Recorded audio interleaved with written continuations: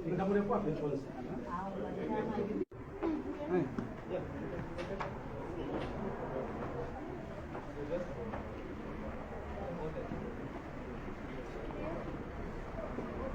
of the judgment.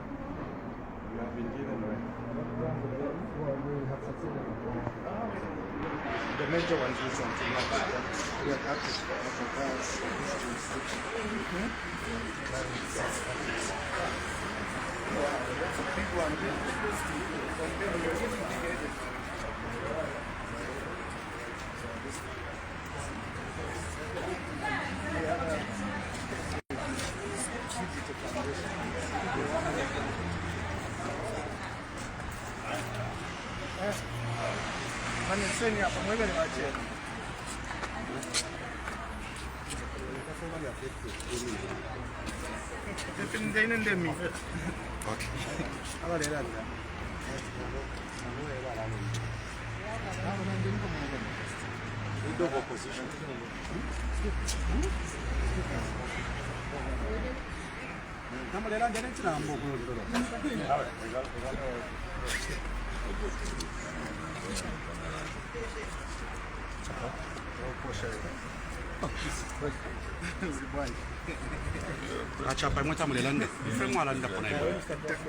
All right, we have just gotten the judgment, and the decision by the second deputy speaker of the National Assembly has been quashed. That's the decision to declare the seats of the 9 members of Parliament vacant. So they are going back to Parliament. We have succeeded in that the court has held that what he did was ultra vires the powers that he ordinarily has. Because as you may have noted in our arguments, we stated very clearly the persons that were alleged to have been expelled were not expelled as of the time that they were purportedly expelled. And at that time when he was reading that paper, he was aware that the matter was active in court, that he went ahead and passed that ruling. He was also aware that he had no jurisdiction, no power whatsoever to deal with such a matter, it having been considered by the parties, and those that purportedly expelled having said that we have not expelled. He had no jurisdiction to come up with his own decision, to replace the decision of the party with his own. And for that reason, the court has decided that he acted out of bias, and the MPs should be able to go back to Parliament. Yeah. Yes, the other part is Parliament, the business of Parliament is regulated by standing orders. And the standing orders are derived from Article 77 of the Constitution. So you would note that on the day that Speaker Moyo declared the seats vacant, that particular announcement was not on the order paper, as required by standing orders. So the new standing orders are such that when you have a ruling, the Speaker has a ruling, that particular matter must come on the order paper 2 hours before commencement of business. So Speaker Moyo went on to declare the seats vacant and later adjusted the standing orders around 17 hours, 2 hours later. Now, we have seen this trend by presiding officers to go against standing orders. It was just last week that Honorable Ndeleki rose on a point of order, referring to a Concord judgment. Firstly, he did not cite the standing order as required by standing orders themselves. And secondly, the matters that he referred to were in the courts of law. It's a settled practice of parliamentary business that when a matter is in court, it shall not be debated on the floor of the House. You remember that last year in November, around November 4th, Honorable Chitotela rose on a point of order against Honorable Mausa, and the Speaker was very categorical. The Speaker said she could not comment because the matters were before court. So you have presiding officers with a selective manner in which they award points of order, in which they make rulings on points of order. It's indeed a source of concern. On one hand, they can receive a letter and read it. When another letter comes, depending on who delivered the letter, they begin to give excuses. So what we expect, especially after this ruling, is that Parliament must begin to function properly. Members of Parliament must go to Parliament and be able to represent the people that sent them to Parliament, as provided for under the Constitution. So it starts with the presiding officers. Presiding officers must follow the standing orders to the letter. They do not expect Parliament to function smoothly when they themselves go against the rules. So when we have said time and again that Parliament has now become an appendage of the executive, that's exactly what we mean.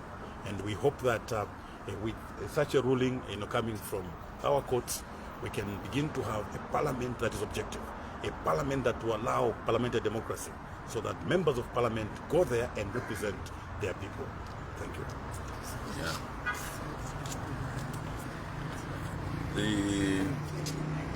With that explanation, the only thing I can say is that today also we have an opportunity to demonstrate to the Zambian people that internal issues that we are dealing with are ours.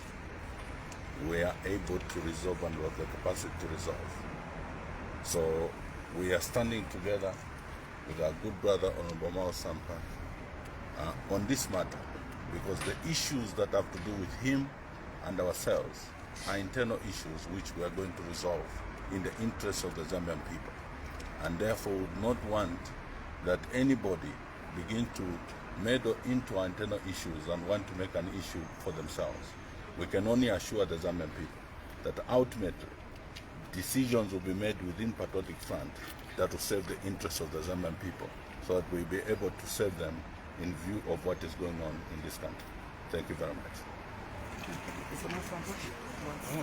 Well, my brothers have said, I think in a village where there's a family, in a homestead, when there are disagreements, it's an issue of a homestead, a village.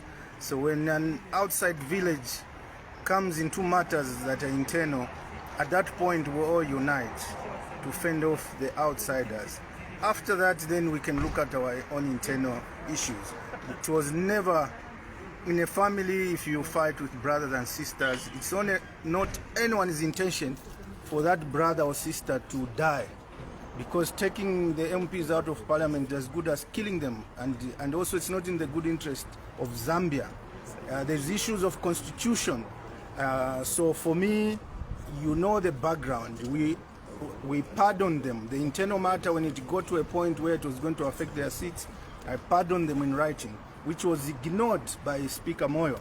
How do you, the people are fighting have pardoned each other. How do you disagree and go ahead and mete out the punishment? So this ruling here is cardinal momentous, and it sets the tone at Parliament there. Earlier on, we were at the Constitutional Court, where I verbally applied to join in also, and I've been asked to put it in writing through the lawyers, so I'll join in on my part, whatever I can do to ensure that my colleagues, the 9 MPs, do not leave the House. I'll do that. If it means me leaving the House, they stay, I'll do that. It's not about me or them, it's about Zambia. It's not in anyone's interest for any MP to lose a seat and we go to by-election when the nation has no money. Everywhere payments are delayed. Everywhere the government is not meeting its payments when it's due. So if a by-election is called, that's like 100 million kwaches that will go in a by-election. So for the good of the nation, there should be no by-election coming out of the 9 MPs or any other. After all, 2026 is nearby. Let's leave everything in the hands of the people. And if it's the constitution they want to change, they don't need to send the 9 MPs. We have volunteer MPs that are rushing to them. They should take advantage of them and use them for their numbers. For us, we'll leave that to the Zambian people. But the 9 MPs, they shouldn't use our internal disagreements. Umuto warupata witika. The time we unite, they will be disappointed. So they can take advantage of those they are dangling carrots and running to them. But for this case, here it's being resolved, and we thank the judiciary for standing firm. And as my colleagues have said, we are happy with this ruling. And any pending court, I'll play my part if needed to ensure that the 9 don't go, because we pardoned them.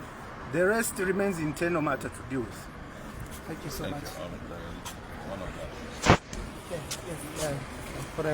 Yes, good afternoon, colleagues.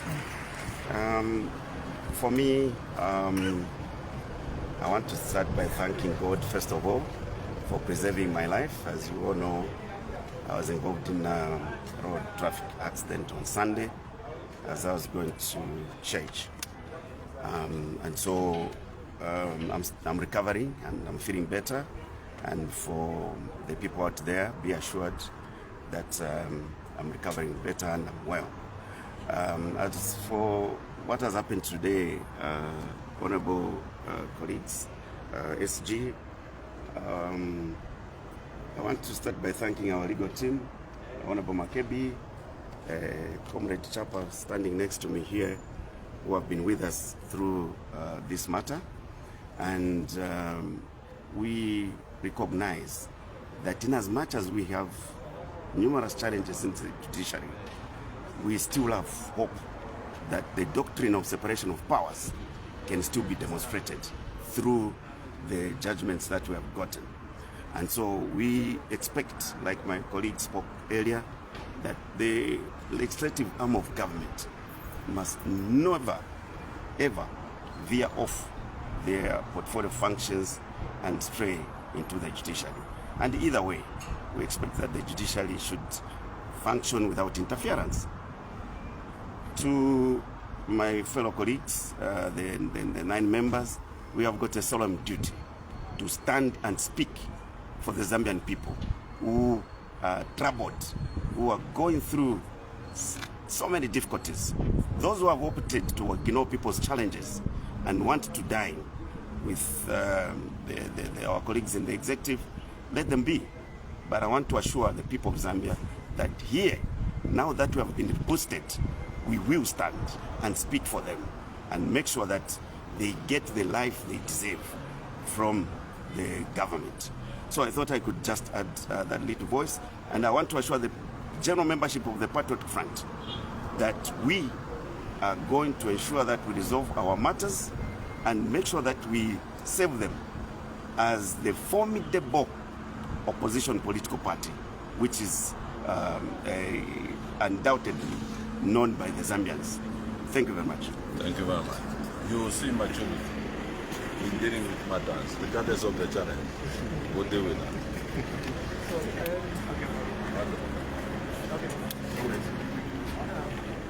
Compare what's more. Yeah. Thank you.